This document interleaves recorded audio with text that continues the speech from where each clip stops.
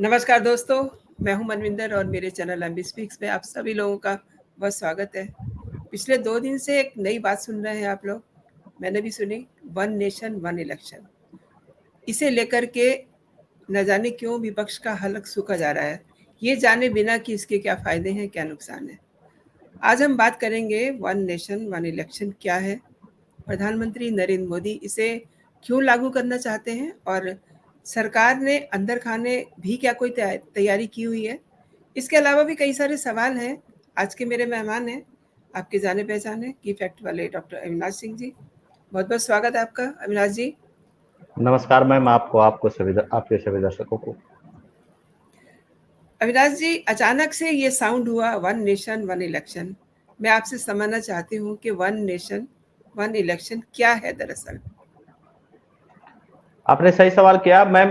देखिए, एक तो अभी जो लोग फॉलो करना शुरू किए होंगे पॉलिटिक्स को, उनके लिए शायद ये नया टर्म हो, लेकिन ये नया टर्म एग्जैक्टली है नहीं जी। वन नेशन वन इलेक्शन पहला जो चुनाव हुआ था इस देश में, जनरल इलेक्शन, जो 1951 से 1952 तक चला, लगभग पौने 2 साल तक। उसमें भी लोकसभा, विधानसभा और बहुत सारे चुनाव एक साथ हुए।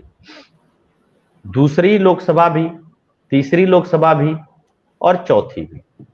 1967 तक जितने भी चुनाव हुए वो इसी तरीके से। लेकिन इंदिरा गांधी के प्रधानमंत्री बनने के बाद इस देश में 356 लगा करके बहुत सारे प्रदेशों की सरकारों को गिराया गया तो जाहिर सी बात है वहां पे राष्ट्रपति शासन लगाया गया तो जाहिर सी बात है वहां पे फिर से चुनाव हुआ। और चुनाव में एक लॉ है कि चुनाव कभी भी होगा, बीच में भी, चाहे आगे चाहे पीछे, चाहे 6 महीना इधर चाहे 6 महीना इधर, जो सरकार चुनी जाएगी, यानी जो विधायिका चुनी जाएगी, अगर एग्जैक्टली कहा जाए तो जो विधायिका चुनी जाएगी, मतलब जो एमपी एमएलए चुने जाएंगे वो 5 साल तक रहेंगे, या केंद्र में जो एमपी चुने जाएंगे वो 5 साल तक रहेंगे लोकसभा के। अब आगे पीछे होने लगा इसके वजह से चुनाव। पहले जो साथ में होता था ये होता गया, फिर उसके बाद इमरजेंसी लगी, इमरजेंसी के बाद फिर चुनाव हुआ, तो वो चुनाव भी आगे पीछे हो गया, है ना। वो चुनाव जब आगे पीछे हुआ तो फिर वो एक लंबी कड़ी चलती रही, फिर 3 साल बाद वो सरकार गिर गई, फिर चुनाव हुआ, फिर आगे पीछे हो गया पूरा सब कुछ देश में। ये होता रहा। और 1983 में इंदिरा गांधी जी इस देश की प्रधानमंत्री थी, उनके सामने चुनाव आयोग ने एक अपनी रिसर्च रखी, एक रिपोर्ट रखी कि क्यों ना चुनाव सारे एक साथ कराए जाए, क्योंकि चुनाव कराना बहुत कॉस्टली चीज है। हाँ, it's a costly affair, no doubt. Costly है ही है, इसके साथ साथ बहुत सारे काम रुकते हैं। मैं सब पॉइंट्स को बताऊंगा कि क्यों रुकते हैं। जी जी बिल्कुल। 1983 में ये हुआ। 1983 में इस पे कोई सहमति नहीं बन पाई, या इंदिरा गांधी की इच्छा नहीं थी, या जो भी चीज कर लीजिए, तब हालांकि आसान था करना है, तब किया जा सकता था, तब इतना ब्लंडर नहीं हुआ था। अच्छा, उसके बाद 1999 आया, अटल बिहारी वाजपेयी जी प्रधानमंत्री थे, 24 पार्टियों की सरकार थी उनकी, बैसाखी वाली। उनके सामने भी एक लॉ कमीशन की रिपोर्ट आई, एक चुनाव आयोग की रिपोर्ट आई। लॉ कमीशन की जब भी रिपोर्ट आती है तो लॉ कमीशन कहता है कि 5 कानून है, 83, 172, 73, 74, ये सब में बदलाव कर दिया जाए अगर, और सबकी आम सहमति हो, तो एक साथ चुनाव कराया जा सकता है। बहुत सिंपल सा है कि सब जगह की लोग, पूरे देश की लोकसभा, पूरे देश की विधानसभा भंग कर दिया जाए, राष्ट्रपति शासन लगा दिया जाए, सब जगह राज्यपाल है ही, सारी मशीनरी है ही, और उसके बाद एक साथ चुनाव करा लिया। 2022 में भी लॉ कमीशन की रिपोर्ट आई और चुनाव आयोग ने से पूछा गया कि क्या यह संभव है। चुनाव आयोग ने कहा कि हमको कोई दिक्कत नहीं।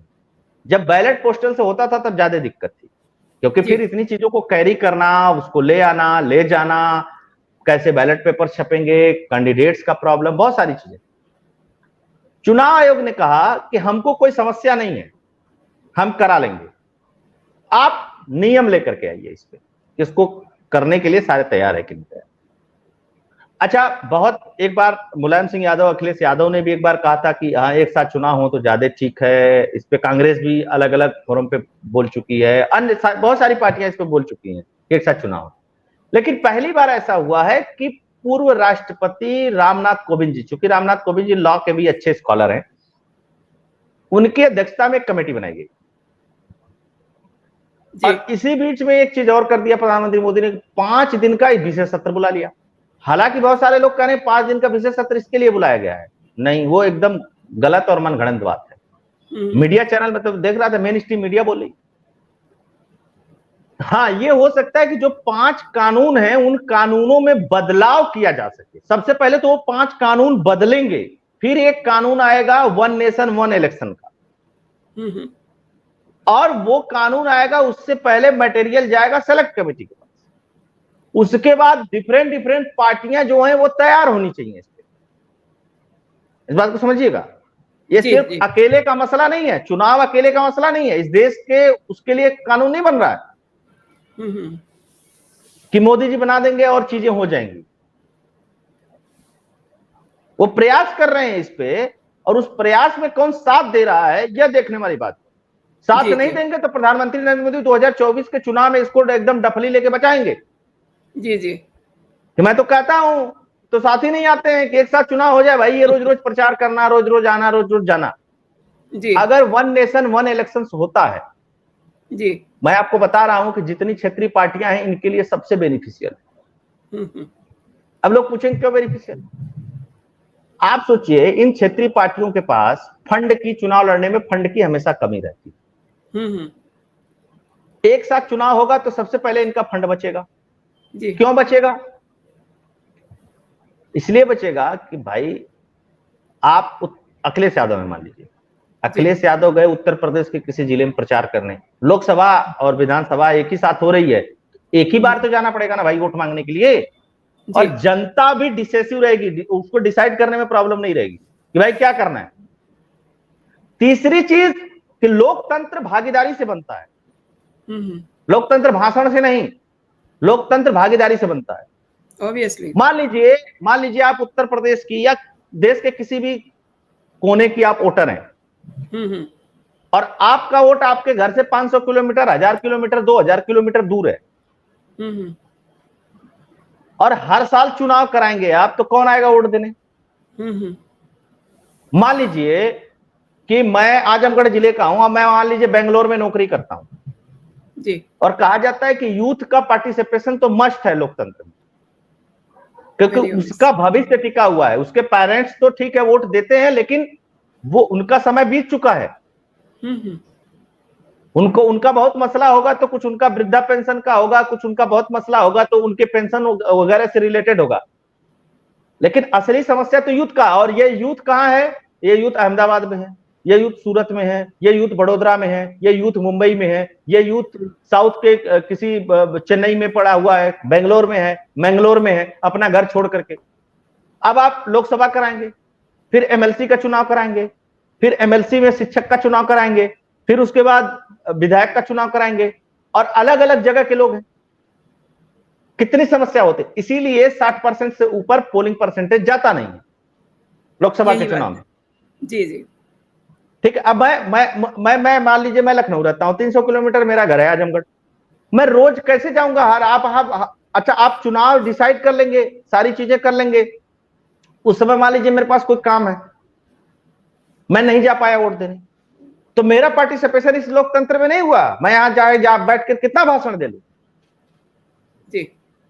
तो एक तो यह भी बेनिफिट होगा कि एक बार चुनाव होगा, पूरे देश में छुट्टी कर दो भाई, कि भाई 2 महीने चुनाव चलेंगे और 2 महीने नेसेसरी चीजों को छोड़ करके कोई काम नहीं होगा 5 साल। अब देखिए, चुनाव जब घोषित होता है तो सिर्फ ये प्रॉब्लम नहीं है कि चुनाव में खर्च होता है, 2 महीना आचार संहिता लग जाएगी। लोकसभा का चुनाव होगा, विधानसभा का होगा, 45 दिन कम से कम लगेगी। आप धंधा करने वाली 50,000 रुपए से अधिक कैश लेकर के जा रही, चेकिंग में पकड़ी गई, वो कैश आपका जमा हो जाएगा, फिर आप जब एफिडेविट देंगे तब वो कैश छूटेगा आपका। जेन्युइन की बात कर रहा हूं, चोरी की बात ही नहीं कर रहा हूं। बिल्कुल, कितना व्यापारी हो, कोई भी व्यक्ति हो, कितना उसको परेशानी होती है आचार संहिता लगने के बाद। जी। दूसरी चीज, आचार संहिता लग जाएगी, मान लीजिए लोकसभा चुनाव हो रहा है, आचार संहिता लग रही है, तो विधानसभा भी काम नहीं कर पा रही है। हाँ बिल्कुल भाई, वो भी नया प्रोजेक्ट नहीं ला पाएगी क्योंकि आचार संहिता लगी हुई है। ऊपर से हमारे देश में जितने चुनाव होते हैं उतनी वोटर लिस्ट बनती है, कोई बात ही नहीं करता है। जानती है क्यों नहीं बात करता? वो जानता ही नहीं है कि जी, 36 टाइप का इस देश में चुनाव होता है, हर चुनाव के नियम कानून अलग अलग है। और बिल्कुल। जो रेगुलर 14 टाइप के चुनाव होते हैं उनकी अलग अलग वोटर लिस्ट बनती है। लोकसभा चुनाव की वोटर लिस्ट अलग बनेगी, विधानसभा की अलग बनेगी, पंचायत के चुनाव की अलग बनेगी, नगर पालिका, नगर निगम, नगर पंचायत की अलग बनेगी। जिस राज्यों में एमएलसी है, एमएलसी में भी 3 कैटेगरी है, उन 3 कैटेगरियों में अलग अलग बनती है वोटर लिस्ट। भाई मान लीजिए एमएलए वाली कैटेगरी है, तो उसमें तो एमएलए चिन्हित है, उसमें वोटर लिस्ट बन गई। लेकिन जहां ग्रेजुएशन लेवल से चुनाव होता है एमएलसी का, और जहां पे टीचरों से चुनाव होता है, वो अलग अलग लिस्ट बनती है।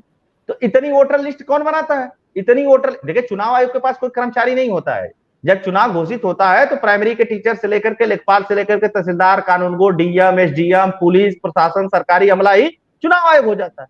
हाँ, बिल्कुल उनकी प्राइमरी के ड्यूटी लगती मास्टर है बड़े वही। परेशान है इस देश में। आप शिक्षा में सुधार की बात करते हैं तो वन नेशन वन इलेक्शन भी बहुत इंपॉर्टेंट है। पूछिए क्यों इंपॉर्टेंट है? प्राइमरी के मास्टर परेशान है कि तुम बिल्कुल, यार नरेगा गिनवाते हो, फिर तुम उसके बाद तुम कहोगे कि शौचालय गिनो, फिर तुम कहते हो कि वोटर लिस्ट बनाओ, फिर तुम कहते हो कि चुनाव कराओ, फिर तुम कहते हो कि तुम्हें काउंटिंग कराओ। कौन कराता है? आपके पास लास्ट माइल कौन है? आंगनवाड़ी कुछ है, कहीं कहीं पे कुछ सहायक हैं वो, और प्राइमरी का टीचर, ये मिलता है आपको। जनगणना कराओ, तुम करोगे। मिड डे मील तुम रिपोर्ट करोगे। खाने में कौन खाएगा, तुम करोगे। तो पढ़ाओगे कब भैया? ड्यूटी लगती है ना उनकी हर इलेक्शन में, तो पढ़ाई तो इफेक्ट हो ही नहीं। इलेक्शन की ड्यूटी छोड़ दीजिए मैम, हुँ, इलेक्शन की ड्यूटी तो छोड़ दीजिए, इलेक्शन से पहले जो ड्यूटी लगती है, हाँ, उसका बहुत सारा काम होता है उसका भी, इलेक्शन वोटर से जुड़ा लिस्ट हुआ। बनती है। आप सोच जी, लीजिए, पूरी वोटर लिस्ट बनेगी। कौन बनाएगा? यही बनाएंगे। फिर हुँ, उसके बाद चुनाव पखवाड़ा शुरू होगा, जी, अवेयरनेस प्रोग्राम। कौन चलाएगा? जी, यही चलाएंगे। अच्छा, ये तो चल ही रहा है। एक बार ये लोकसभा की बनाएंगे, फिर एक बार विधानसभा की बनाएंगे, फिर एक बार एमएलसी चुनाव में भी ये लगेंगे। दुनिया भर के चुनाव होंगे, फिर नगर पालिका, नगर निगम, ये वो इतना चुनाव है। फिर पंचायत के चुनाव में लग जाएंगे। बिल्कुल। कम से कम 3-4 तो बड़े चुनाव होते ही है ना, जी, लोकसभा, विधानसभा, पंचायत। अच्छा, वोटर लिस्ट बनाएंगे तो वोटर लिस्ट एक दिन में नहीं बनती, वो भी 10 दिन 15 दिन का पूरा ड्राइव चलता है। फिर जी, कोई छूट गया है तो वो देखना है, कोई मृत्यु हो गया है तो उसको उसका नाम काट करके हटाना है। उसके बाद भी हमेशा शिकायत रहती है कि मेरा नाम कट गया, मेरे पास वोटर लिस्ट है, मेरा नाम कट गया, ये हो गया, मेरे साथ ऐसे हो गया, मेरा इस वार्ड में चला गया, मेरा नाम ही नहीं है, नाम है तो छपा ही नहीं है सही। अब मेरे हुँ, पास 3 वोटर कार्ड है, एक लोकसभा का, एक विधानसभा का, एक पंचायत चुनाव का। पंचायत चुनाव का समथिंग डिफरेंट है। और मेरे ही यहां, मेरे ही गांव में पंचायत के चुनाव में 712 वोटर हैं, लोकसभा के चुनाव में 912 हैं, मेरे पोलिंग पे 912 हैं, और विधानसभा के चुनाव पे 1002 हैं। How it is possible?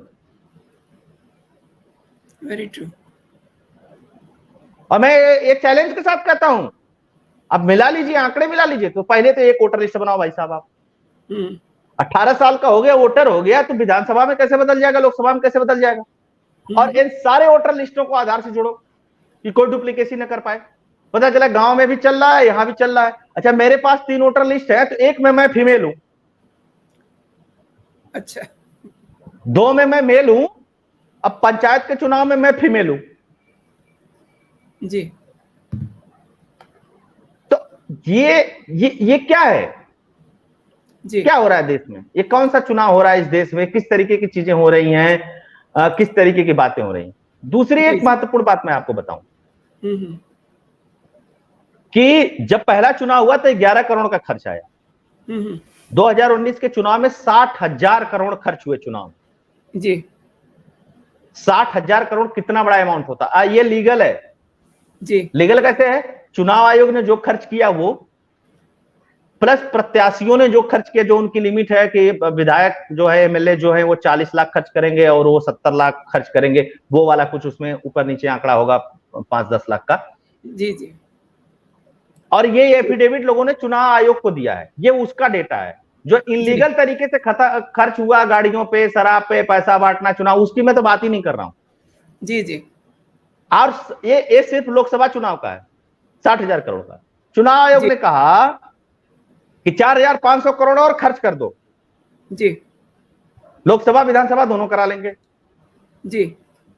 और मैं आपको बता दूं मैम, आप मोटा मोटी मान करके चलिए कि 3 से 3.5 लाख करोड़ इस देश में चुनावी प्रक्रियाओं में खर्च होते हैं। नगर निगम, नगर पालिका, नगर पंचायत, और फिर उसके बाद ग्राम पंचायत, एमएलए, एमएलसी और राज्यसभा और लोकसभा, जब ये सारे जो जितने चुनाव होते हैं हमारे देश, सब पे जी, जी। मिलाकर के 3.5 लाख करोड़ रुपया खर्च होता है। जी, लीगल की बात कर रहा हूं मैं, इनलीगल की बात ही नहीं कर रहा हूं कि कौन जी। कितने करोड़ खर्च कर दिया, कौन कितने करोड़ में चुनाव जीत लिया, कौन खरीद लिया, कौन बेच दिया, उसकी बात ही नहीं है। 3.5 लाख करोड़। अच्छा, 3.5 लाख अविनाश करोड़ तो आप खर्च करते हो, जी, उसको गोली मारिए। उससे महत्वपूर्ण क्या है कि हर जगह काम रुकता है। जी। काम भी आचार रुकता है। संहिता लगी है जी साहब, कोई काम नहीं होगा, ठेकेदार का पेमेंट नहीं होगा, फलाना काम नहीं कर सकते हो, यहाँ उद्घाटन नहीं होगा, वहां जा नहीं सकते हो, यहाँ आ नहीं सकते हो। जी। क्यों भाई? जी, जी। क्यों भाई? जी। तो इसलिए वन नेशन वन इलेक्शन जरूरी है। और अभी तो विधानसभा लोकसभा की बात हो रही है, कम से कम इसमें पंचायत को भी जोड़ लिया जाए, और जो एक्सक्लूसिव है उनको छोड़ दिया, जैसे नगर पालिका, नगर निगम हो गया, या एमएलसी का चुनाव हो गया, या इस सब चुनाव को छोड़ दिया जाए। तो पंचायत हम्म। का चुनाव, विधायकी का चुनाव और सांसदी का चुनाव एक साथ कराइए। एक मतलब एक तरीके से चुनी जाएंगी सरकारें, और सबसे बड़ी जी। बात है कि सरकार का पैसा बचेगा, चुनाव आयोग का पैसा बचेगा, लोगों का पैसा बचेगा, और लोग इरिटेट नहीं होंगे। अच्छा अविनाश जी, इसके इतने फायदे हैं, लेकिन विपक्ष की हवा क्यों टाइट है? वो क्यों डरे हुए हैं? उनकी भैंस क्या इसके लागू होने से पानी में चली जाएगी क्या? उनको क्या प्रॉब्लम न, है? नरेंद्र मोदी अगर कह दें कि मैं गया हूं अमेरिका, हम्म। और मैकडोनाल्ड में मैं गया था बर्गर खाने, टिक्की वाला 49 रुपये का जो मिलता है, 10 बर्गर जी। लेकर के आ रहा हूं, तो हम्म। विपक्षी सोचेंगे कि भाई जरूर चुनाव में इसका फायदा होगा, तभी ये बर्गर लेकर के आ रहा है आदमी। बड़ा खेल होने वाला है। हाँ, आप स्वयं बताइए। अच्छा, एक बात बताइए कि आप ने कहा कि मुझे किसी डेस्टिनेशन प्लेस पे जाना है, किसी टूरिस्ट प्लेस पे जाना है, या किसी भगवान के यहाँ जाना है, किसी भगवान के मंदिर में जाना है। मान जी। लीजिए आपने कहा कि मुझको काशी विश्वनाथ टेम्पल बड़ा सौंदर्यीकरण हो गया, मुझको अविनाश जाना है, हम्म। ठीक है। और आपने कहा कि मुझे रुद्राभिषेक भी कराना है, आपने कहा कि मुझे फूलमाला भी चढ़ाना है, आपने कहा कि मुझे दर्शन भी करना है। तो आप एक बार जाएंगे दर्शन करने, फिर कहेंगे कि इस बार दर्शन कर लिए, अगले बार ये करूंगी, फिर उसके बाद जी। अगले बार ये करूंगी। भगवान के मंदिर हम्म। में जाना कोई बुरा नहीं है, रोज जाइए, जी। लेकिन जब 3 बार जाएंगी तो 3 बार आपका खर्च भी तो लगेगा। हम्म। बिल्कुल। 3 बार आपका खर्च भी तो लगेगा, या नहीं लगेगा? ऑब्वियसली ये तो है ही है, लेकिन पता नहीं क्यों ये इस पे भी रिएक्ट कर रहे हैं। और आपका इनकी जो सामान्य काम है डेली का, वो भी डिस्टर्ब होगा। हाँ। ये दो चीजें तो साफ साफ दिखाई दे रही है। तीसरी चीज मैं बताता हूं क्या डिस्टर्ब होगा। जी। आप फालतू में 3 बार ट्रेवल करेंगी, तो आप हाँ, हाँ। रोड ऑक्युपाई करेंगी, आप फ्यूल ऑक्युपाई करेंगी, आप इस देश की ट्रेन ऑक्युपाई करेंगी, जो लिमिटेड है। जी। आप उस प्लेस को ऑक्युपाई करेंगी जो लिमिटेड है। जी, जी। तो ये समस्या है, ये गड़बड़ कहां है? ये तो बहुत अच्छी चीज है, उसको सभी लोगों को, लेकिन दिक्कत क्या है? अभी अभी कर्नाटक में चुनाव हुआ, अरे हुँ। भैया हम 5 साल के लिए चुने गए, हम क्यों हटेंगे? बिल्कुल। है ना? ममता बनर्जी कहेंगे ना ना ना ना, बड़ा मुश्किल से जीते हैं भाई, हम भी नहीं हटेंगे। तो नहीं हटोगे तो फिर कैसे होगी बात? हुँ, हुँ। एक और चीज़ जानना चाह रही हूँ, अभी 2 दिन पहले ही एक और अनाउंसमेंट कह लीजिए उसको, स्पेशल पार्लियामेंट का सेशन होने जा रहा है 5 दिन का। क्या इसमें इसको लेकर के इस पे चर्चा हो सकती है? बाय द वे एक देखिए क्वेश्चन पूछ रही हूँ आपको। देखिए, इस पे चर्चा, मुझे कोई कोई उस प्रश्न को उठा ले, चर्चा इस पे हो जाए, लेकिन अभी ये पार्लियामेंट की चर्चा की स्थिति में पहुंचा नहीं। ये इतना बड़ा काम है कि ये बहुत बड़ा काम है, हुँ, हुँ। बस आप इसी से अंदाजा लगा लीजिए। ये हो सकता है कि जो इस चीज में 5 कानून बैरियर हैं, हुँ, उस पर हुँ। डिस्कशन हो। जी, जी। पहले तो 5 कानून हटेंगे, उसके बाद इस पे कुछ होगा, और उसके बाद ये चुनाव से रिलेटेड मामला है। आप सोचिए ना कि कांग्रेस क्यों हटेगी भाई कर्नाटक से, क्यों? हाँ, और आप कैसे जबरदस्ती हटा देंगे? कानून बना के हटा देंगे? कौन सा कानून बस बना देंगे जिससे आप कर्नाटक की कांग्रेस सरकार को कहेंगे कि तुम सरकार में नहीं हो? कोई लॉ कुछ नहीं है इसके आपके पास। इसके कुछ टेक्निकल चीज़ें भी होंगी ना जिस पे डिस्कशन हो सकता है, लाइक हरियाणा की सरकार गिर जाए। अब इसमें वहाँ आप भाजपा अपनी सरकार गिरा सकती है, हुँ, भाजपा कांग्रेस सरकार कैसे गिरा देगी? भाजपा को तो कहे खट्टर इस्तीफा दे दो, खट्टर दे दिए। योगी जी इस्तीफा दे दो, योगी जी दे दिए, हुँ। है ना? आप कहेंगे कि फडणवीस इस्तीफा दे दो, दे दिए। आप गुजरात में कहेंगे इस्तीफा दे दो, दे दिए। आप सिद्धरामैया से कहेंगे इस्तीफा देने को देगा? सही बात है, क्यों देगा वो? ये ये मतलब मैं तो टीवी डिबेट्स में एक दो चीज देखा, मैंने कहा यार तुमको कुछ पता नहीं है, सिर्फ बैठ करके यहाँ जबरदस्ती का हाँ, विद्वान बन के डिस्कस कर रहे हो, वही। है ना? कौन से किस तरीके से कर देंगे इसमें? और संशोधन अच्छा जब होगा, हाँ, जब उस प्रक्रिया में संशोधन होगा, तो जी, अब तक तो आपका साथ वाईएसआर सीपी दे दी थी राज्यसभा में, अब तक तो आपका साथ दे दिए थे वो उसमें राज्यसभा में। जी। ये मैटर लेकर के आइए, ये भी इनकी भी सरकार गिरने की होगी तो भी साथ नहीं देंगे। ना ना भैया हमारी, अरे यार छोड़ो, चुनाव बहुत महंगा कॉस्टली चीज है भाई, फिर तुम लोग उसी में ढकेलना चाहते हो। हालांकि ये होना चाहिए, बहुत अच्छी चीज है, लेकिन जिस तरीके से चीजें, मतलब एक सामान्य संसद नहीं चलने दे रहे हैं आप, इतनी बड़ी चीज हाँ, को लेकर के सब इकट्ठा हो जाएंगे, हुँ, है हुँ। ना? मतलब तराजू पे मेढक तौलने वाली बात है। हालांकि चर्चा हो, कम से कम देश के लोग जाने, इसमें और बेहतर चीजें निकल करके आए, ठीक है, अच्छी जी, बात जी, है। इसमें एक कमेटी बनी है, पहली बार पहल हुई है कि एक देश जी। एक चुनाव हो, ये हुँ, हुँ। अच्छी चीज है और ये सबके हित में है। अब बात लीजिए, मोदी जी गए एक बार बलिया जिला, मान लीजिए उत्तर प्रदेश के, हुँ, लोकसभा हुँ। में प्रचार कर रहे हैं, फिर जा रहे हैं विधानसभा में प्रचार कर रहे हैं। वैसे एक ही बार में जाएंगे, प्रचार का काम खत्म हो जाएगा, हाँ, तो उनका सारा भी तो प्रचार टाइम बैठेगा। नहीं, सभी का प्रधानमंत्री के पास टाइम सम समय बचेगा प्रधानमंत्री के सभी पास का। टाइम नहीं होता है, ठीक, बहुत काम होते हैं प्रधानमंत्री के पास, लेकिन वो पार्टी के नेता भी हैं, मजबूत नेता है, लोग बात उनकी सुनते हैं। तो राजस्थान में चुनाव है, तो उनके उनके रैली और उनका भाषण लगेगा। भाषण और रैली के फिल्म थोड़ी ना होता है, पार्टी फंड से ही पैसा खर्च होता है, लेकिन होता तो है ना। प्रधानमंत्री बिल्कुल। को 4 घंटे निकाल के जाना है ना, मंच पे क्या बोलना है उसकी प्रिपरेशन करनी है ना, तो दूसरे काम बाधित नहीं होंगे उसके साथ साथ।